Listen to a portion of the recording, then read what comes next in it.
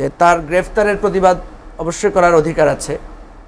তার গ্রেফতারের ব্যাপারটা নিয়ে আদালতে তারা ফাইট করেছেন, আদালত জামিন নামঞ্জুর করেছেন, আইনি প্রক্রিয়া তার আবার জামিন মঞ্জুরের কথা বলা আছে। আমাদের দেশে এখন আপনি কি বলবেন? আমাদের দেশে তো আদালতে লাঠি নিয়ে হামলা করারও অতীত স্মৃতি আছে।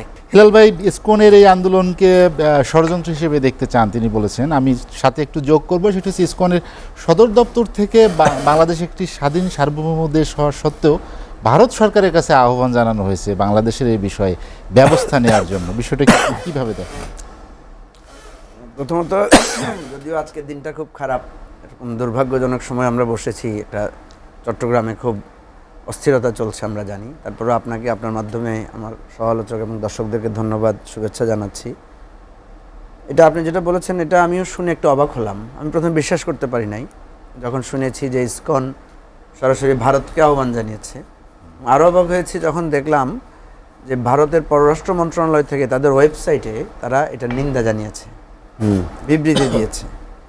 এবং খুবই অবাক ব্যাপার যে চিন্ময় দাসকে গ্রেফতারের প্রতিবাদ জানিয়েছে তারা।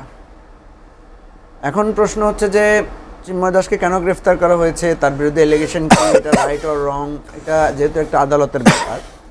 তারপরেও আমি মনে করি, আমি ব্যক্তিগতভাবে এটা আমার ফিলিংস, যে ধর্মীয় নেতাদের গ্রেফতারের ব্যাপারে একটু সতর্ক থাকা উচিত।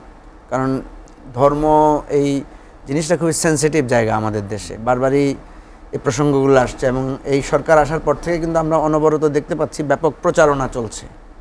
এবং এটা তো সত্য যে আমরা বাস্তবতায় আমরা দেখছি, যেটা হেলাল ভাই বললেন, যে আমাদের দেশে সত্যিকার অর্থে হিন্দু জনগোষ্ঠীর উপরে নির্যাতন নিপীড়ন যদি চালানো হয়, এটা একটা বিরাট অংশ হিন্দুদের সম্পত্তি দখল নিয়ে হয়েছে প্রধানত। এবং অদ্ভুত ব্যাপার, এটা বেশিরভাগ ক্ষেত্রেই করেছে আওয়ামী লীগের লোকেরা। এটা যদি আপনি আমি কিন্তু বারবার দাবি তুলেছিলাম এই আমাদের অন্তর্বর্তীকালীন সরকারের কাছে যে একটা কমিশন করে দেন। স্বাধীনতার পর থেকে এ পর্যন্ত হিন্দুদের জমি দখল সহ নানা ধরনের জোর জবরদস্তি হয়রানি যারা করেছে, এটার রাজনৈতিকভাবে সম্পৃক্ততা কার বেশি, এটা আমরা আমাদের ফিল্ড সার্ভেতে যতটুকু জানি। যেমন আমার নিজের জেলা হচ্ছে ফেনী, পাশের জেলা হচ্ছে কুমিল্লা শহরে যদি আপনি দেখেন আওয়ামী লীগের একজন নেতা আছেন আফজাল খান, উনি মারা গেছেন সম্ভবত, উনি হিন্দুদের বাড়ি দখল করে আছেন। এটা নিয়ে পুরো হিন্দু কমিউনিটি সেখানে খুবই উদ্বিগ্ন। তো যে কথাটা আপনি প্রশ্ন করেছেন যে জামিন আবেদন নাকচ করায় ভারত সরকার উদ্বিগ্ন, মানে একটা রাষ্ট্র আরেকটা রাষ্ট্রের একটা নাগরিকের জামিন নাকচ করায় উদ্বিগ্ন হয়েছেন পররাষ্ট্র মন্ত্রণালয়, এটা সত্যিকার অর্থে খুব অদ্ভুত ব্যাপার। মানে এটা আমি মনে করি আমাদের এই পররাষ্ট্রনীতিরও খেলাফ। আমাদের পররাষ্ট্র মন্ত্রণালয় কিন্তু এটার প্রতিবাদও জানিয়েছে। এখন প্রশ্ন হচ্ছে চিন্ময় দাসকে কেন এয়ারপোর্টে গ্রেফতার করা হলো এবং সেখান থেকে তাকে আবার গ্রেফতার করে চট্টগ্রামে পাঠানো হলো। আমরা যতটুকু জেনেছি যে তার বিরুদ্ধে একটা স্পেসিফিক মামলা দায়ের হয়েছে সম্ভবত 30 তারিখে, গত 30 তারিখে। এবং সেই মামলাটারই কারণে উনি হয়তো বিদেশে যাচ্ছেন অথবা বিদেশ থেকে আসছেন, এয়ারপোর্ট থেকে তাকে গ্রেফতার করা হয়েছে। হেলাল ভাইয়ের সাথে আমি একমত যে তার গ্রেফতারের প্রতিবাদ অবশ্যই করার অধিকার আছে। তার গ্রেফতারের ব্যাপারটা নিয়ে আদালতে তারা ফাইট করেছেন, আদালত জামিন নামঞ্জুর করেছেন, আইনি প্রক্রিয়া তার আবার জামিন মঞ্জুরের কথা বলা আছে। আমাদের দেশে এখন আপনি কি বলবেন? আমাদের দেশে তো আদালতে লাঠি নিয়ে হামলা করারও অতীত স্মৃতি আছে, আমরা কেউগুলো থেকে মুক্ত না। সেজন্য আমি এটা যে প্রতিবাদ করব যে আদালতে মিছিল করা যাবে কিনা, আদালতে গিয়ে আদালত ভাঙচুর করা যাবে কিনা, কারণ এই ভাঙচুরের রাজনীতিতেও আপনার খেয়াল আছে মাহমুদুর রহমানকে কীভাবে কোর্টের ভিতরে মারা হয়েছে কুষ্টিয়াতে। এর আগে তো হাইকোর্টেই যারা হামলা করেছেন, সামওয়ান মিস্টার খসরুজ্জামান মেবি, উনি হামলা করেছেন, ওই লোক বিচারপতিও হয়েছেন আমাদের এতে। আমি একটু অবাক হচ্ছি যে সুরেন্দ্র কুমার সিনহাকে যখন বাংলাদেশ থেকে জোর করে আপনার বের করে দেওয়া হয়েছে একজন চিফ জাস্টিস, কই ভারত সরকার তো তখন তাকে সংখ্যালঘু বা তাকে হিন্দু কমিউনিটির লোক হিসেবে এটার জন্য তো কোনো বিবৃতি দেন নাই। ইভেন নিপুণ রায় চৌধুরীকে যখন গ্রেফতার করা হয়েছিল গত মনে হয় আপনার 2021 বা 22 সালের দিকে, বেশ কয়েকবার গ্রেফতার করা হয়েছে। উনি একজন নারী, তার উপরে হিন্দু কমিউনিটির মেম্বার, এবং একটা বেশ সম্ভ্রান্ত পরিবারের সদস্য, তার জন্য আমাদের নারীবাদীরাও নামে নাই রাস্তায়, তার জন্য হিন্দু কমিউনিটিও নামে নাই। বিশ্বজিৎকে যেখানে খুঁচিয়ে খুঁচিয়ে হত্যা করা হয়েছে এবং সে বারবার বলছিল যে আমি হিন্দু, তো এই পুরানো কথাগুলো কেন আসছে বারবার জানেন? আসছে যে আসলে আমাদের এই বিভক্তিটা দূরই হচ্ছে না। চিন্ময় দাসকে গ্রেফতারে ভারতের যে হস্তক্ষেপ, ভারতের যেটা আমি মনে করি ভারতের মানে রাষ্ট্র, ভারতের সরকার বারবার ভুল করছে এবং শেখ হাসিনাকে তারা আশ্রয় দিয়ে রেখেছে, একটা গণহত্যাকারী, এবং যেখান থেকে বসে বসে তারা বারবার উস্কানি দিচ্ছেন। এরকম একটা মানে পতিত স্বৈরাচারকে আশ্রয় দিয়ে তারা আবার আমাদের দেশের একটা গ্রেফতার নিয়ে কথা বলছে।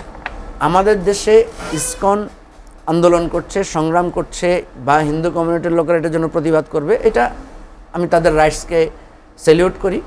কিন্তু যে অনাকাঙ্ক্ষিত ঘটনাটা ঘটেছে যে আপনার একজন আইনজীবীকে যে হত্যা করা হলো, যে হত্যা করা হয়েছে, সাইফুল ইসলাম আলিফ যে এপিপি, এবং নৃশংসতাটা খুবই দুঃখজনক।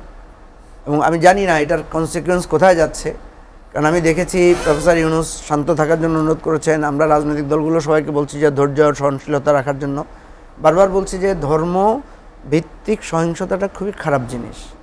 এবং দেখেন চট্টগ্রামে মসজিদে হামলা হয়েছে, এই ধরনের চিত্র ছবিও ছাপা হচ্ছে।